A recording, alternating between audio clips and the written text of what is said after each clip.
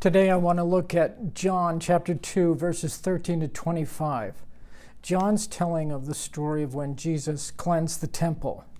Now I want to look at this from three different aspects. I want to look at it, first of all, through an inductive lens, doing an inductive study.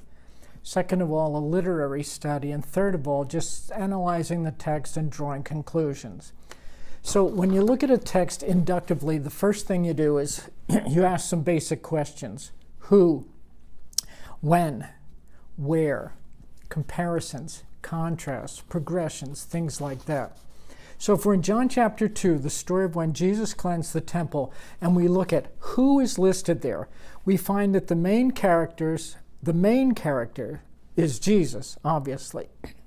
And then we have a number of secondary characters. The secondary characters are those who are selling merchandise.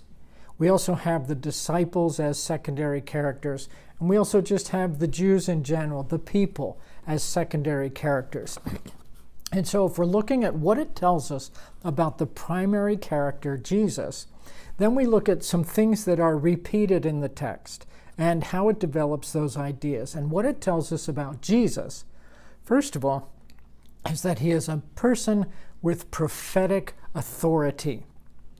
It mentions the whole idea of authority when the religious leaders question him, by what authority do you do this? But he has authority when he overturns the tables. He shows authority when he says, my Father's house. And he shows authority when John makes a quote about him, about the zeal of the temple is what motivates him and what drives him. So we find that Jesus, in this role of authority, we find that he is a man of action. We find that he is a man of boldness and courage. And we also find that he is a man of integrity. He's going to do what needs to be done regardless of what kind of trouble it causes for him. Another thing we're told in this text is that this is a sign when he has cleansed the temple. And that matches the sign that was mentioned at the end of the previous section when Jesus turned water into wine. And they say, and this was a sign. The cleansing of the temple is also a sign. Now, at the end of this text, it also tells us about this main character, Jesus. It also tells that about his omniscience, because Jesus knows what's in the heart of people. Jesus knows what people are like. And so what we are learning about this person from an inductive study is primarily that he is a person of authority who is engaged in this behavior as a sign of his authority and his person, who he is. And it also tells us about his being omniscient. So we've got those three factors. Then we move on to the next piece of inductive study, which is when. The when statements in this text tell us that it was at the Passover. And it also tells us that in verse 20 it says, where Jesus says, and after 3 days. And in verse 22 it says, another when statement, after he was raised from the dead. And so this is giving us clues then about what this text is about, because the themes here are sacrifice and resurrection. Sacrifice being found in the Passover, and resurrection being found in the 3 days and after he was raised. So again, we have this man of authority who is doing some kind of sign, who is showing godly characteristics in his character traits. And we find that this passage is about the theme of sacrifice and resurrection. If you look at where this is happening and the where statements, the where is pretty clear that it's at the central feast of Judaism, which is the Passover, which is taking place in the central religious center of Judaism, which is Jerusalem. And it is taking place at the central focus of the covenant, which is the temple. And so these are pretty strong statements teaching us that Jesus is giving us a sign about Judaism and about cultic religion. And it has to do with sacrifice and resurrection, and it has to do with who he is, his authority, and the signs that he is giving. When you look at comparison statements, there's one comparison statement in the text where Jesus is comparing his body to the temple. Now that gives us a clue that there is more to this event than just Jesus cleansing the temple as a historic event. What it's telling us is that there is some kind of symbolism involved in these signs that Jesus is doing pertaining to the religious system of Judaism and by extension the religious systems of the world. So we've got a symbolic narrative here as well as a literal one. And then the last piece we can look at is the contrasts. What we find very interesting is that some are accepting of what he has done, and some are rejecting what he has done. We find that some are questioning what he has done, and some are believing what he has done. So wrapped up in the symbolism of Jesus' body being the temple, and all of that means is for sacrifice and resurrection, we are also finding that even though Jesus has made this bold statement about who he is as a sign, that some accept that and some do not. So let's look at a very quick summary of a very quick inductive study. That what this text is about is who Jesus is. He is giving signs of his authority and of his deity. We find who Jesus is, we find is wrapped up somehow in the symbol of the temple and in the themes of sacrifice and resurrection. And we also then can draw the conclusion that what Jesus is talking about is that he is the fulfillment of Judaism. That what was written in the Old Testament regarding sacrifice in the temple has found its fulfillment in him because his body is the temple. And what we find as a result is that some people accept that and believe, and others question that and then reject. The second way I want to look at this story is from a literary vantage point. Things like plot conflict, character development, location, setting, all of those things. And one of the first things we notice is that it's a conflict story. That's pretty clear to see that Jesus is coming into conflict with those who are selling in the temple. And then he also comes into conflict with the Jewish religious leaders when they question his authority to do such a thing. We also find that Jesus comes into conflict with the Jews in general. So from a vantage point of literally speaking, this is a conflict story of basically Jesus versus the system. When it's talking about the religious leaders, it's talking about the system, the accepted system, their religious system. But Jesus is in conflict with that. He is also in conflict with the Jews. And whenever the text mentions the Jews, what it uses them to symbolize, again, the system. And so Jesus is coming into conflict with the accepted way of doing things, the accepted theology, the accepted cultic practices. Jesus versus the system. But we find that it is also a revelation story. It's a story because in the process, Jesus is revealing who he is. It emphasizes his authority. It emphasizes his knowledge. It emphasizes his special relationship to God, the Father. And it emphasizes his symbolic relationship to the temple. So it's not only a conflict story, Jesus versus the system, It is a revelation story, and therefore this is who Jesus is that is coming into conflict with the system. The setting, as we saw in the inductive study, the setting is the core of Judaism. The Passover, their core feast at the city of Jerusalem, their core city, at the temple, their core place in the temple. And so this text, we can assume, is not just about Jesus clearing out the temple, but it has great symbolic meaning that goes much deeper than that. And therefore the plot is Jesus challenging the core of Judaism. Jesus is challenging the system. Now, another thing we look at when we look at literature is we look at plot surprise.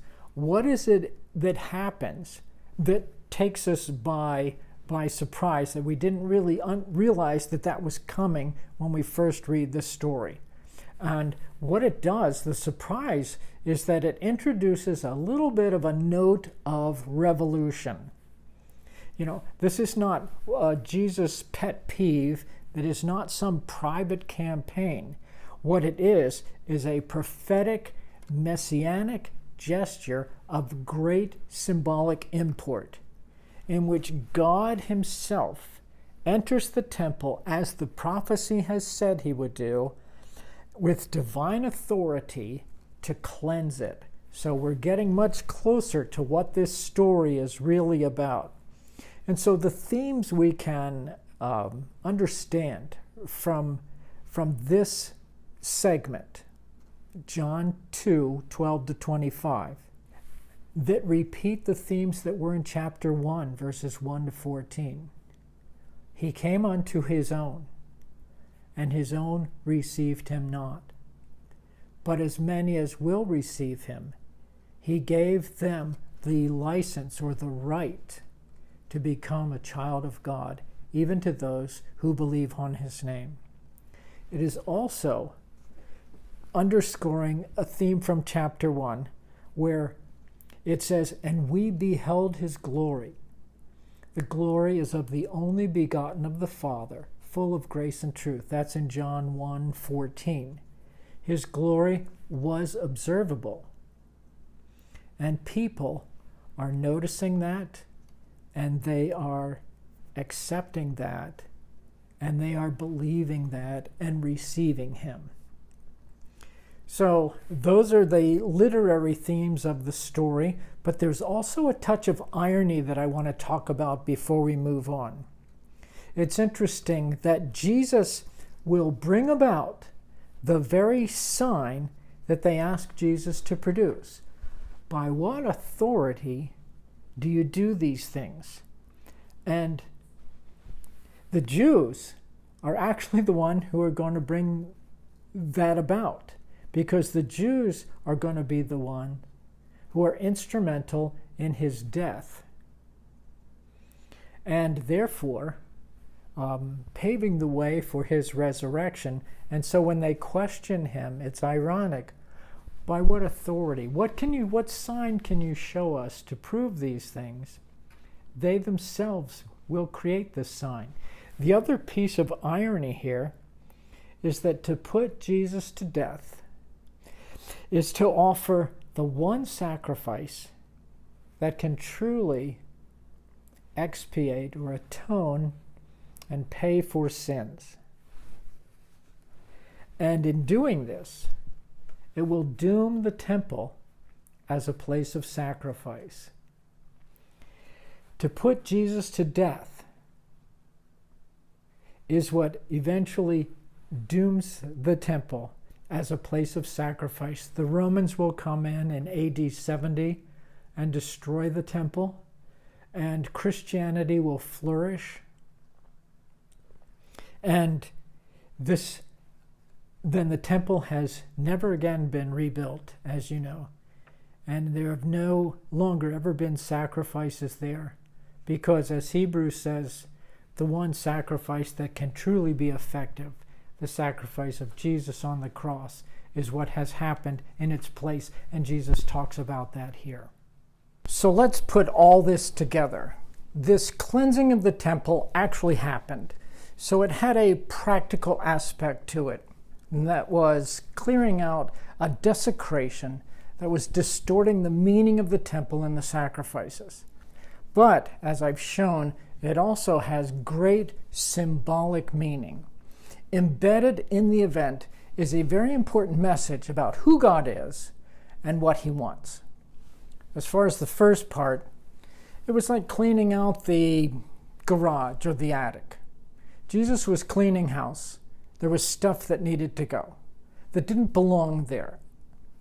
On the other hand, Jesus was making a statement about him distancing himself from what the Jewish religious system had become. Jesus is cleaning the temple to teach us about what God is looking for and what God is planning on doing. As in Isaiah chapter 1 and the book of Micah, God is not looking for you to be a religious person, making yourself acceptable to God because you do certain things. That's not it. God also wants no confusion that a relationship with him can be bought or sold or earned in any way. Instead, Jesus is showing that the temple, which is a metaphor of all religious systems, will eventually fall away as false paths, and along with it, any inadequate notions about how to have a relationship with God. Instead, all that people had ever looked for in religion can now be found in a living relationship with the crucified but now living Jesus. That's what this is about. That it was the time of Passover is a nod to, and therefore a picture of, their whole ceremonial religious system, and by extension, any ceremonial religious system. Cleansing the temple is a prophetic action, symbolizing the end of all that nonsense.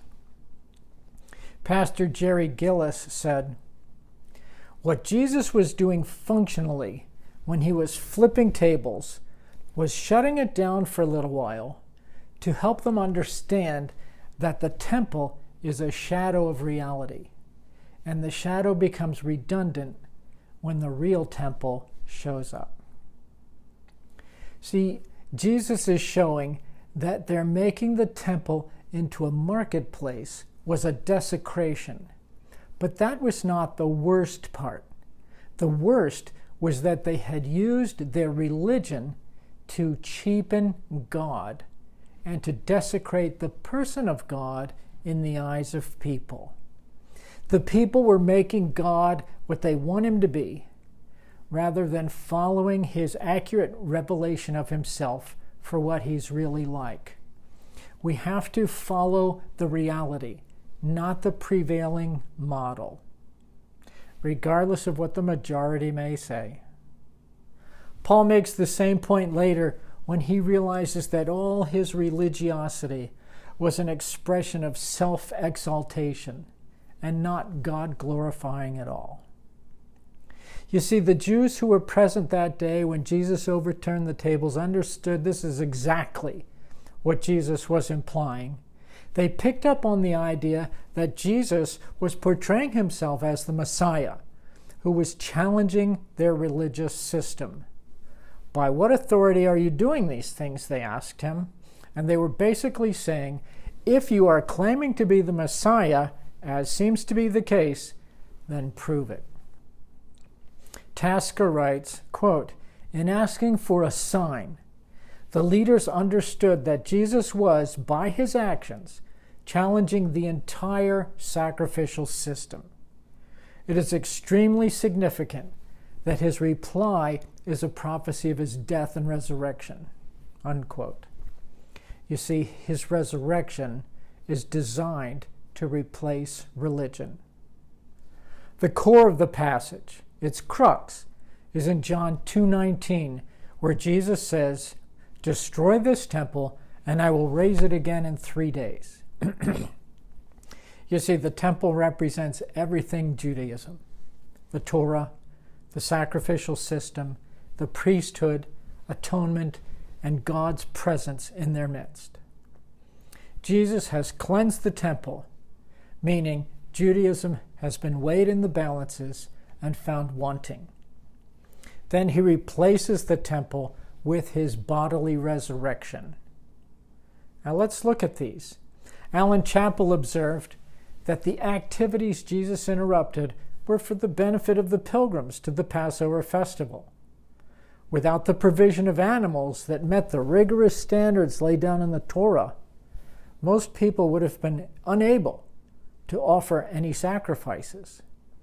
And without the money-changing facilities, they would be unable to pay the temple tax that funded the operations of the temple, and especially the twice-daily Tamid sacrifices.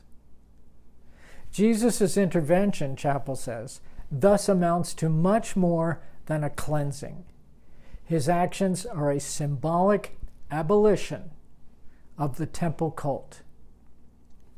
But if the temple cult was ended, how could sins be atoned for and cleansing provided?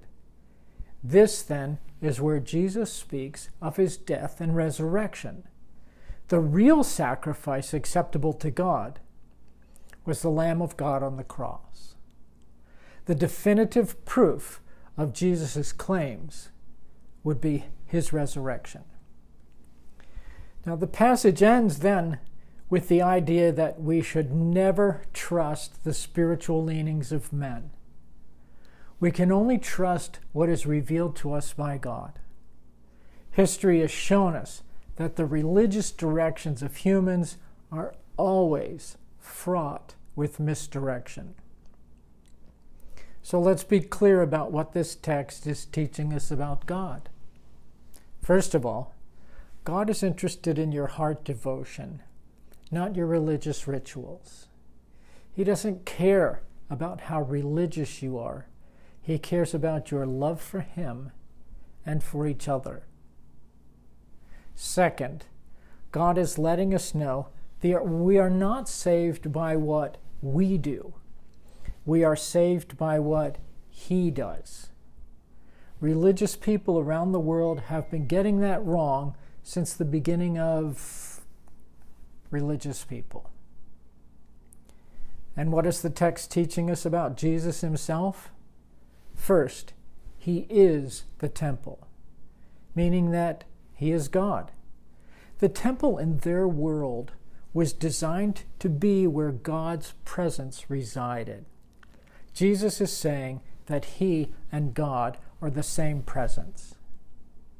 Second, Jesus is saying that salvation can only come by death and resurrection, atonement and redemption. It will never come by religion or religious practices. Robert Farrar Capon said, "Of all the things the gospel of our Lord and Savior Jesus Christ is, it is not a religion. It is, in fact, the announcement of the end of religion." And what is religion? It is the human race's age-long preoccupation with the notion that there is something we can or should do to set ourselves right with God, or to get God to be nice, or to make the universe go smoothly. Believing the right things, which is creed, worshiping the right way, which is cult, or behaving according to certain rules, which is conduct. Religion, in short, is an attempt at control, a kind of conjuring, which, while it aims at desirable results, resorts to devices which, in fact, do not and never have produced such results. We are told very clearly in Hebrews that it is not possible that the blood of bulls and goats, or orthodox opinions, or long prayers, or proper behavior can take away sins. Only Jesus does that. And he does it by one simple device: atonement. What is wrong with the New Age movement It's the same thing that's wrong with most manifestations of Christianity. They're all religion. It is conjuring of the worst kind. Conjuring in a universe whose God and ruler has said that conjuring is as unnecessary as it is pointless. Unquote. That was all from Robert Capon. So, now that you've heard what I have to say, let's discuss the idea that religion and religious practice itself is inadequate for true spiritual life. Let's talk.